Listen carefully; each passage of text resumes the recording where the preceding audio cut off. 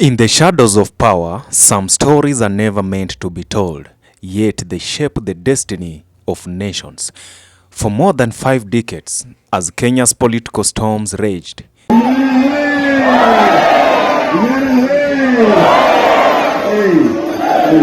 one woman stood unwavering, raising a family in silence, enduring loss, and carrying hope through years of uncertainty. While history recorded the speeches and the campaigns,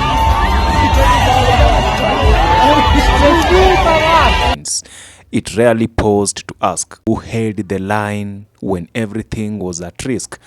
Ida Odinga was not just a witness to history, she was part of its foundation, an educator, an activist, a mother, and a pillar through detention, exile, and sacrifice.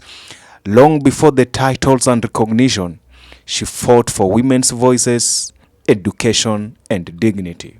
This is the story of quiet power, and this is the story of Ida Odinga. Ida Odinga was born Ida Anyango Oyo in Migori County, 1950, in August 24th. She is the fourth child of Nehemiah Opio, a civil servant, and Rose Oyo, Kenya's first fully qualified African nurse.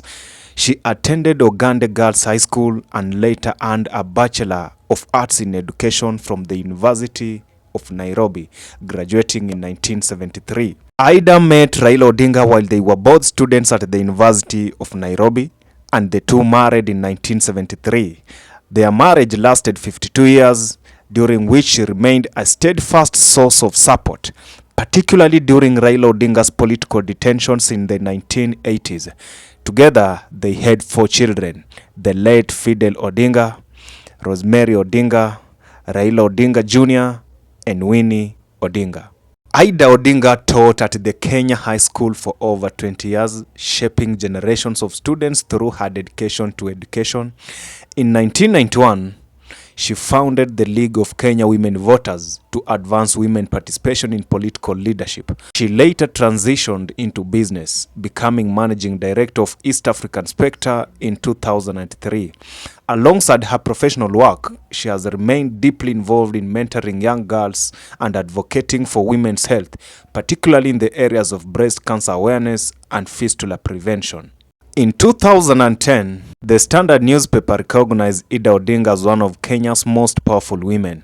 She is often described as a key pillar behind Raila Odinga's political journey, having supported him through multiple presidential campaigns and turbulent political moments. Her legacy is also defined by resilience, raising her family largely on her own during periods of detention and enduring personal loss, including the death of her firstborn son, Fidel, in 2015.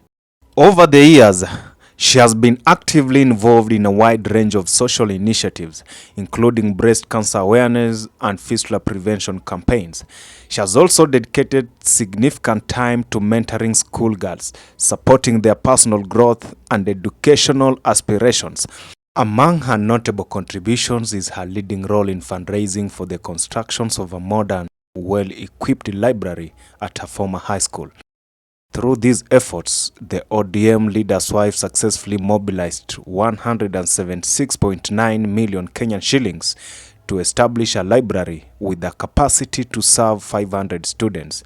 In 2021, she was recognized with an award in acknowledgement of her outstanding contributions to education and community development.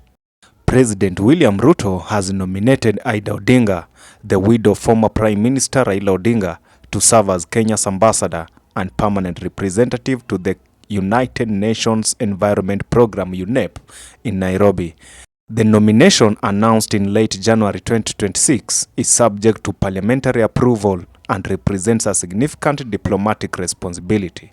And here are the key details of the appointment.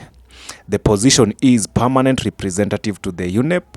The importance of this position is the role is a senior diplomatic post that entails representing Kenya's interests in international environmental policy discussions and advancing sustainability initiatives. Ida Odinga welcomed the nomination, which comes a few months after the passing of her husband in October 2025. She is widely regarded as an experienced educator, social justice advocate, and former leader in women's rights initiatives. Upon approval, she is set to replace former Cabinet Secretary Ababna Mwamba, who has been redeployed to another diplomatic role. On behalf of Sharp Africa TV, we wish Ida Odinga all the best in her new role. Thank you for watching, and remember to subscribe.